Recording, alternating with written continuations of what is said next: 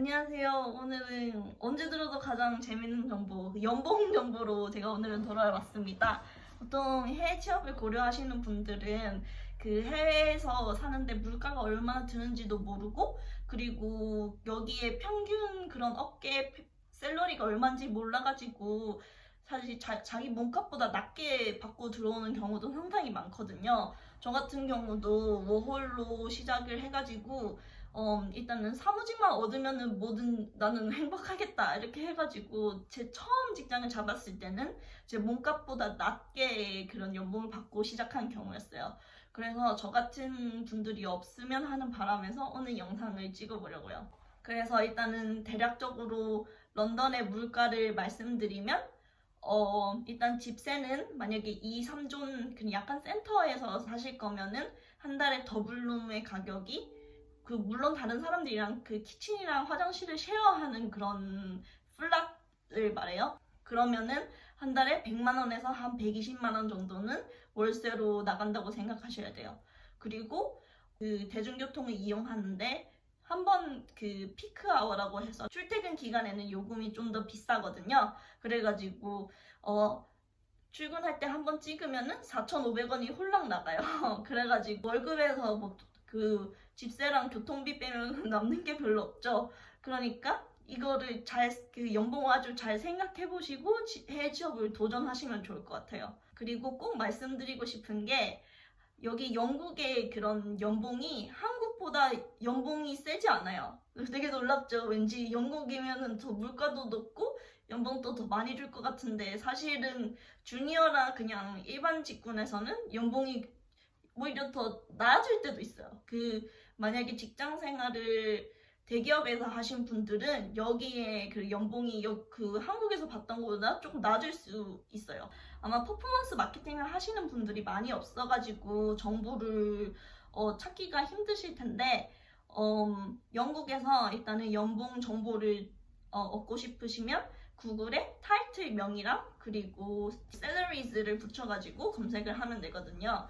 예를 들어서 저 같은 경우에는 퍼포먼스 마케팅 executive salaries 이런 식으로 검색을 하거나 아니면 검색 광고 위주로 하시는 분들은 PPC executive salaries 이런 식으로 검색을 하면 돼요. 그러면은 되게 그 검색 결과가 여러 개가 나오는데 그 중에서 가장 믿을만한 건 인디드라고 영국에서 유명한 채용 사이트가 있거든요. 여기랑 그리고 글라스도어라고 한국으로 치면 잡플래닛처럼 그 기업에 대한 후기나 연봉을 올리면은 그 정보를 받을 수 있는 그런 사이트가 있어요.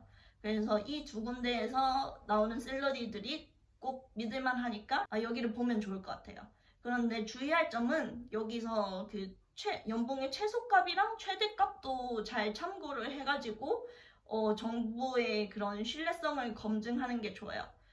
그래서 일단은 제가 그래도 아무래도 업계에 있으니까 그 정보를 어느 정도 검증해 드릴 수 있잖아요. 그래서 검색해보고 과연 이 정보가 맞는 것인지 안 맞는 것인지를 한번 말씀드리고자 합니다. 그래서 일단은 주니어 PPC executive를 검색했어요. 그러니까 가장 낮은 거는 11K. 근데 11K로는 런던에 살 수 없어요. 이건 말도 안 되는 거고. 그리고 중간에 가장 많은 값이 평균 값이 23K이고 그리고 가장 높은 값이 36K네요. 그런데 저는 이 중간 값이 맞는 것 같아요. 보통은 퍼포먼스 마케터로 그 취업을 준비하실 때 많은 분들이 인하우스로 갈지 아니면은 에이전시에서 일할지 많이 고민을 하시잖아요. 여러 가지 장단점이 있는데 이건 나중에 영상으로 한번 다루도록 할게요. 일단은 결론적으로 말씀드리면 그 인하우스가 에이전시보다는 연봉이 훨씬 더 높게 시작해요. 그래가지고 에이전시의 연봉 같은 경우에는 만약 주니어로 경험이 없이 시작했다. 그러면은 심하면은 한 18K로 시작하는 경우도 있거든요. 그리고 많은 에이전시들이 21K나 22K로 시작을 하고 인하우스 같은 경우에는 24K에서 26K가 평균 그런 시작 연봉인 것 같아요. 그래서 보통 1, 2년을 일하면 주니어 티를 드디어 벗을 수 있어요. 그러면은 이제 PPC 이그제큐티브나 아니면 퍼포먼스 마케팅 이그제큐티브가 되겠죠? 그래서 PPC 이그제큐티브 샐러리를 제가 검색해보면 똑같이 24K가 나와요. 그런데 이게 맞아요. 왜냐면 늦으면은 한 1, 2년 안에 다 승진이 되거든요. 그래서 보통 승진을 할 때 연봉을 한 2K 정도밖에 안 올려줘요. 그래가지고 만약에 주니어로 시작해서 한 20, 주니어 아까 그 연봉에서 그냥 2K 더 하면은 그냥 일반 이그제큐티브 연봉이 된다고 생각하시면 돼요.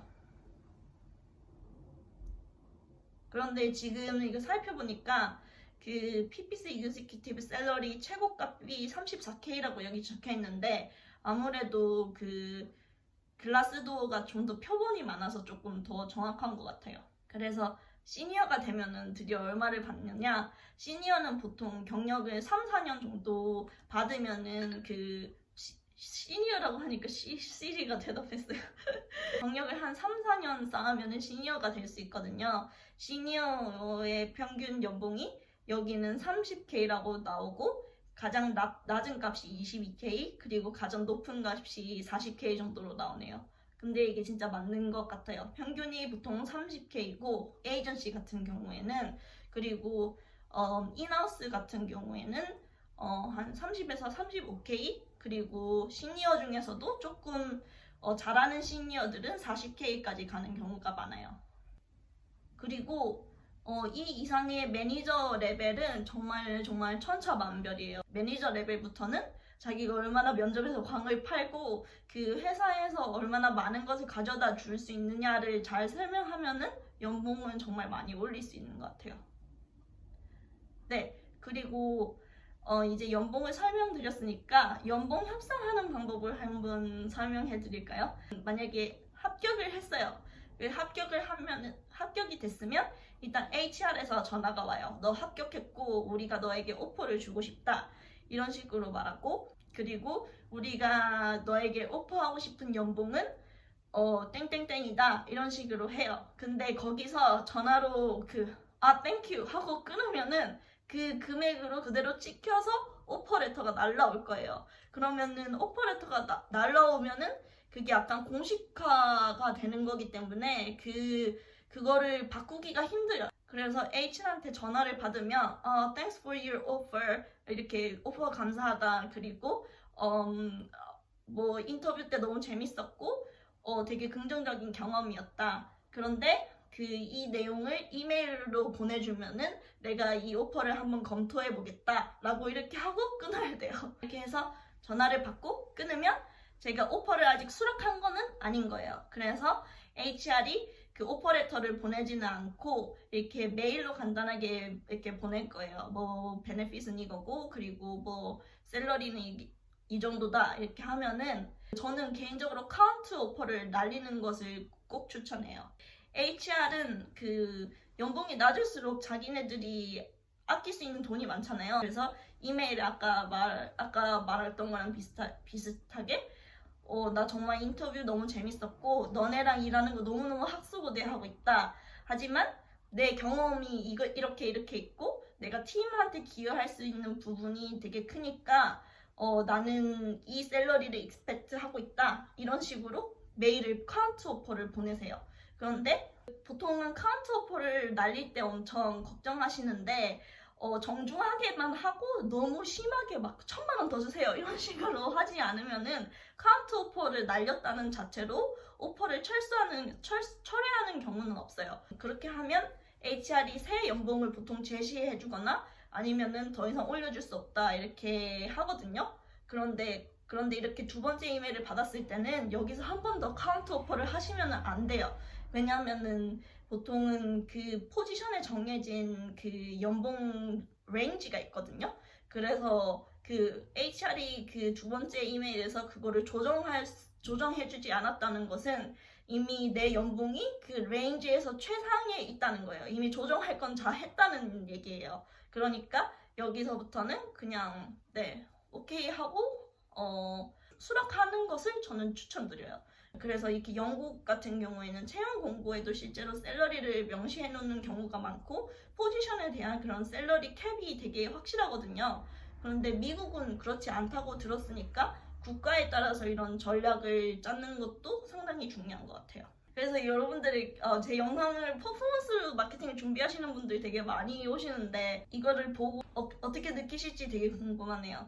그리고 한국에서는 제가 퍼포먼스 마케팅 안 하고 여기서 퍼포먼스 마케팅을 시작했잖아요. 그래서 한국의 상황은 제가 잘 모르니까 어떻다고 참 설명해 드릴 수 없지만 해외 취업을 고민하시는 퍼포먼스 마케터 분들에게는 되게 많은 도움이 됐으면 좋겠네요.